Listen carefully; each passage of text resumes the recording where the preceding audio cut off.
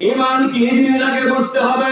শুধু লা ইলাহা ইল্লাল্লাহ মুহাম্মাদুর রাসূলুল্লাহ সাল্লাল্লাহু আলাইহি ওয়াসাল্লাম এই কালিমার উপর আমি জবান দিয়ে প্রতিষ্ঠিত থাকলাম, আর অন্তর দিয়ে রাসূলের সঙ্গে বিদ্বেষপূর্ণ আচরণ করলাম, রাসূলের আহলে বায়াতের সঙ্গে আমি বেয়াদবি করলাম, রাসূলুল্লাহকে আমার সঙ্গে তুলনা করলাম, ইমাম হুসাইনকে আমরা স্মরণ না করে ইয়াজিদের নামের সঙ্গে রাদিয়াল্লাহু তাআলা ব্যবহার করলাম। আল্লাহর জাতের কসম, কিয়ামত পর্যন্ত নামাজ পড়ে কপালের মধ্যে দাগ লাগাইলে এই নামাজ আপনাকে জাহান্নামে নিয়ে যাবে।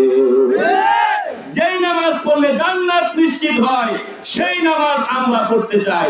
যেই নামাজ মুনাফিকিতে পরিপূর্ণ, আমি সুদও খাইবো নামাজও পড়বো, জুয়াও খেলবো নামাজও পড়বো, ঘুষও খাইবো নামাজও পড়বো, আরেকজনের হক মাইনে খাবো নামাজও পড়বো, এই নামাজ মুক্তি দিতে পারে না, পারবে না।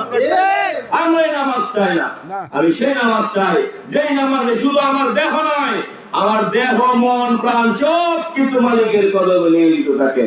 আমরা সেই নামাজ চাই।